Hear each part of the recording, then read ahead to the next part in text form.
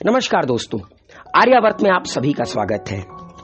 दोस्तों, इस वक्त एक राष्ट्र ऐसा है जो काफी ज्यादा चर्चा में है, अफगानिस्तान।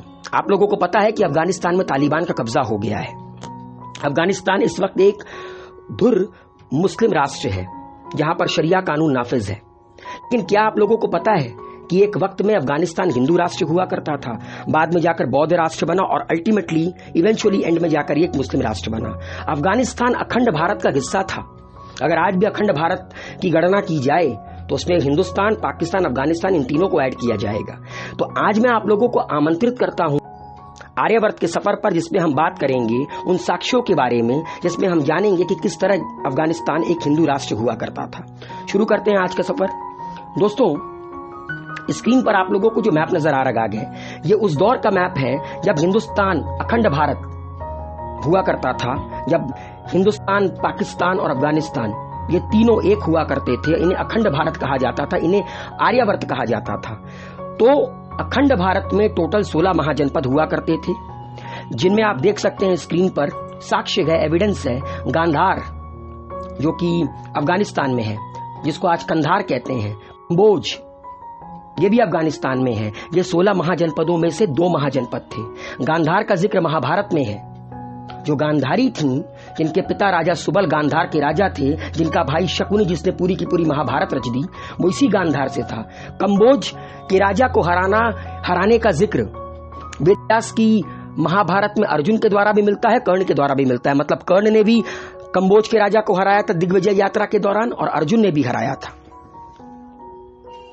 और दोस्तों, ये जो दूसरा मैप आप लोगों को नजर आ रहा है, इसमें आप साफ साफ देख सकते हैं कि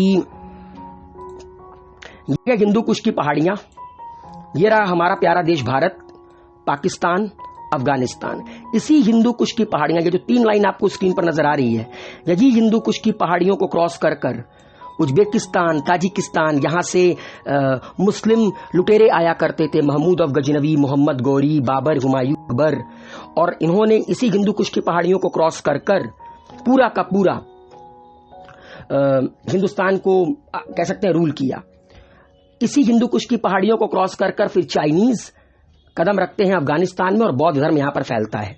अरे महाराजा रंजीत सिंह, द ग्रेट महाराजा रंजीत सिंह ने इस पूरे के पूरे रीजन को रूल किया था।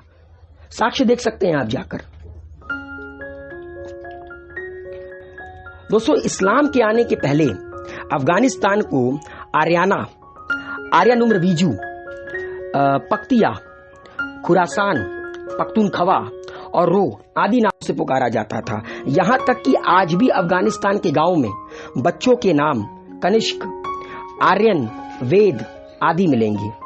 आप लोगों को वो समय तो याद होगा जब अमेरिका की navy SEAL Osama bin Laden की तलाश कर रही थी अफगानिस्तान के तोरा बोरा की पहाड़ियों में। उस दौरान दोस्तों, एक अजीब टाइप का स्ट्रक्चर तोरा बोरा की पहाड़ियों के अंदर से, मतलब गुफाओं के अंदर से मिला था।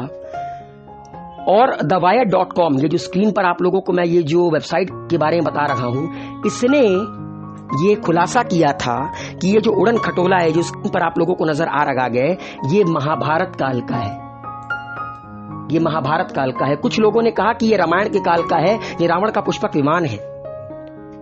और ये भी कहा जाता है दोस्तों कि जिस भी नेवी सील कमांडो ने अमेरिका की इस पुष्पक विमान को उस गुफा से बाहर निकालने की कोशिश की, या तो वो गायब हो गया या तो उसकी मृत्यु हो गई। अब इसमें कितनी सच्चाई है ये तो thewire.com जाने, मगर इस तरह का स्ट्रक्चर मिला था अफगानिस्तान की तोरा बोरा की पहाड़ियों से। दोस्तों, एक से एक महापुरुष, महाज्ञानी जिनका जन्म अफगानिस्तान में हुआ, जो स्क्रीन पर आप लोगों को नजर आ रहे हैं, ये जोरास्टर हैं जिन्होंने एकेश्वरावादी धर्म की स्थापना की करीब 3500 साल पहले। उनका जन्म यहीं पर हुआ अफगानिस्तान में। तब इसको अफगानिस्तान नहीं कहते थे ना, तब अफगानिस्तान अफगानों का नहीं था। 13वीं शताब्दी के महान कवि रूमी का जन्म भी अफगानिस्तान में ही हुआ था। गांधारी तो आपको याद ही होंगी, राजा सुबल की बेटी गांधार नरेश। तो देख सकते हैं ना कि गांधारी की शादी कहां पे हुई। गांधारी की शादी हस्तिनापुर हुई।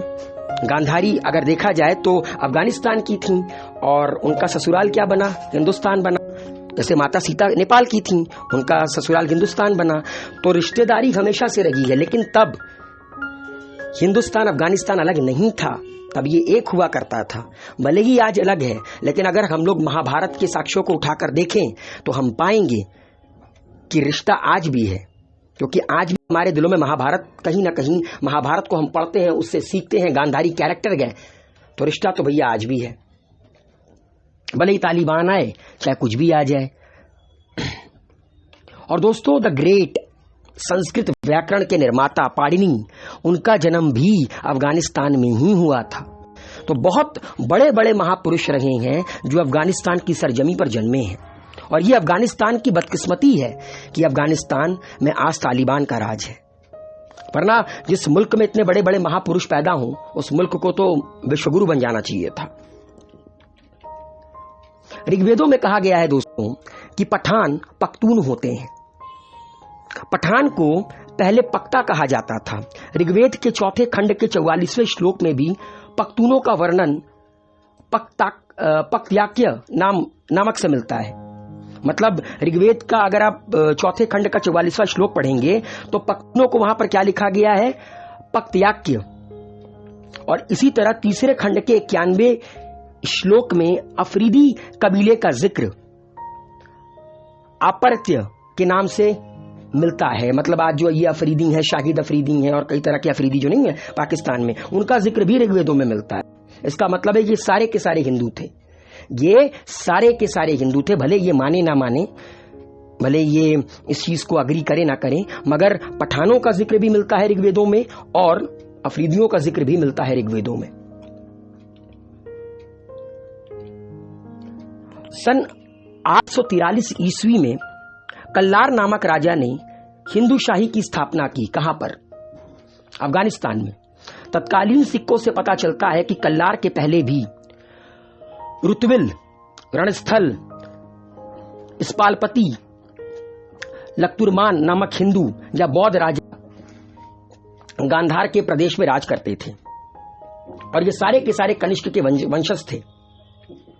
अरे इनसे पहले तो हमारे महाभारत का साक्ष्य मिलता है।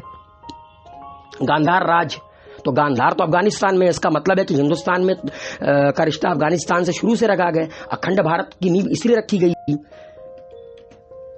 लेकिन दोस्तों, जब 1019 में महमूद गजनी हिंदू कुश की पहाड़ियों को क्रॉस कर एंटर करता है, त्रिलोचन पान को हराता है, और यहीं से पूरा का पूरा अफगानिस्तान का इतिहास पलट गया। जैसे ही महमूद गजनी ने अफगानिस्तान के अंदर एंटर किया, जैसे ही इस्लाम फैला, पूरा का पूरा अफगानिस्तान का इतिहास बदल गया। जमकर लूटा, मारा, काटा, फिर हिंदुस्तान के अंदर एंटर किया। तो हिंदू कुश आप कह सकते हैं कि वो पहाड़ियां थीं जो अखंड हिंदुस्तान की, अखंड भारत की शान हुआ करती थी। उसके बाद महमूद ऑफ गजनी का जब दौर बीता, धीरे धीरे कर उसी दर्रे को पकड़ कर महमूद मोहम्मद गौरी आया, पृथ्वीराज चौहान से युद्ध हुआ। उसके बाद खिलजी आए, तुगलक आए, देन लोदी आए, उसके बाद मुगल साम्राज्य आया। तो देखा जाए तो उसी दर्रे का बहुत बड़ा इंपॉर्टेंस था उस दौर में। अच्छा, मुस्लिमों के बाद फिर एक और धर्म ने वहां पर अपनी नींव जमाई थी।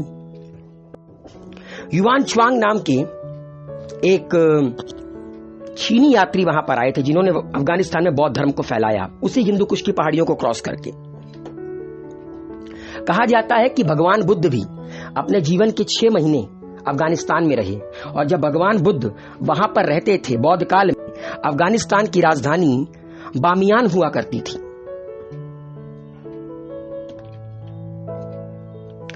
और दोस्तों, जिन स्थानों को आज काबुल, कंधार, बल्ख, वाखान, बगराम, पामीर, बदखशा, पेशावर, स्वात, सदा आदि कहा जाता है, उन्हें अगर आप ऋग्वेद उठाकर पढ़ेंगे या बौद्ध धर्म की पाली साहित्य उठाकर पढ़ेंगे तो उस दौरान इनका नाम हुआ करता था कुहका, गंधार, वाल्हीक, बोककाड़, कपीशा, मेरू, कंबोज, पुरुषपुर। कंबोज का मैंने आप लोगों को मैप भी दिखाया। पेशावर को पहले पुरुषपुर कहा जाता था। सुवास्तु, पुष, कलावती आदि के नाम से जाना जाता था। ये तो फिर धीरे धीरे जब आपका इस्लाम आया तो इन्होंने अपने अकॉर्डिंग नाम बदलना शुरू कर दिया। और जैसा कि आप लोगों को पता है, महाभारत का साक्ष्य राजा सुबल जो कि गांधार के राजा थे, उनकी बेटी थी गांधारी, जिनकी शादी धृतराष्ट्र से, जिनके बेटे थे शकुनी, जिन्होंने पूरी की पूरी महाभारत रची। अब दोस्तों मेरा एक सवाल है जो हो सकता है कि थोड़ा सा कंट्रोवर्शियल हो, मगर ये रियलिटी है कि अगर अफगानिस्तान के अलग अलग शहरों का जिक्र हमारे देश के ऋग्वेदों में मिलता है, पाली भाषा की बौद्ध धर्म की किताब में मिलता है। जब मुसलमानों ने आकर नाम बदला तो हमारे मुल्क में जब औरंगजेब रोड का नाम बदला जाता है, जब अलीगढ़ का नाम बदला जाता है, तो इसमें गलत क्या है? इसमें तो कुछ भी गलत नहीं है भाई, ये मुल्क हमारा है। मैं ये नहीं कहता हूं कि आप किसी मुस्लिम के नाम पर वो नहीं रख सकते, क्यों एपीजे अब्दुल कलाम के नाम पर रखिए, कोई दिक्कत की बात नहीं है, मगर किसी भी लुटेरे के नाम पर हिंदुस्तान में कोई सड़क नहीं होनी चाहिए, चाहे बाबर, हुमायूं, अकबर, खिलजी, कोई भी हो, ये सारे के सारे लुटेरे थे। आप शेरशाह सूरी के नाम पर रखिए, हिंदुस्तान का दिया था, हिंदुस्तान के लिए लड़ा, हिंदुस्तान के लिए जिया, हुमायूं की बख्शियां उखेड़ दी थी उसने। दोस्तों अगर आप वाल्मीकि रामायण पढ़ेंगे तो वाल्मीकि रामायण में कंबोज, वाल्हीक और वनायु देशों के जो घोड़े थे वो श्रेष्ठ माने जाते थे और अयोध्या में यहीं से घोड़े मंगवाए जाते थे। महाभारत के काल में जो वेद व्यास ने महाभारत लिखी उसमें वो एक श्लोक में जिक्र करते हैं, गृहीत्वा तु बलम सारम फागुन पांडुनंदन दरदान सह कंबो जैरजयत पाक साशिनी। मतलब महाभारत के अनुसार अर्जुन ने अपनी उत्तर दिशा की दिग्विजय यात्रा के प्रसंग में दरदरों या दर्दिस्तान के निवासियों के साथ कंबोज को भी परास्त किया था। मतलब दिग्विजय यात्रा तो वही करेगा ना अर्जुन जो उसके देश की सीमावर्ती हो, सीमा के अंदर हो। तो अर्जुन ने परास्त किया था दर्दिस्तान को, अर्जुन ने परास्त किया था कंबोज को अपने दिग्विजय यात्रा के दौरान। और दोस्तों एक जिक्र और मिलता है इसी वाल्मीकि की महाभारत में, वेद व्यास की रामायण में, कि कर्ण राजपुरम गत्वा कंबोज निर्जिस तास्तव्या। मतलब महाभारत और राजतरंगिनी में कंबोज की स्थिति उत्तरापथ में बताई गई है। महाभारत में कहा गया है कि कर्ण ने राजपुर पहुंचकर कंबोजों को जीता, जिससे राजपुर कंबोज का एक नगर सिद्ध होता है। इसका मतलब है कि कंबोज का कोई ना कोई शहर था इसमें। इसीलिए कर्ण ने जब दिग्विजय यात्रा की तो कर्ण ने इसको जीता। तो उम्मीद है दोस्तों ये जो जानकारी मैंने आप लोगों को आज दी है कि अफगानिस्तान एक हिंदू राष्ट्र कैसे हुआ करता था, भले ही आज तालिबान का कब्जा है, ठीक है, भले ही आज आप कह सकते हैं कि तालिबान ने पूरी तरह काबिज कर लिया है, मगर मुझे उम्मीद है जल्दी ही अफगानिस्तान तालिबान से फ्री होगा, अफगानिस्तान में शांति फैलेगी। और एक बात याद रखिएगा कि अफगानिस्तान अखंड भारत का हिस्सा था, है और हमेशा रहेगा। शुक्रिया, थैंक यू।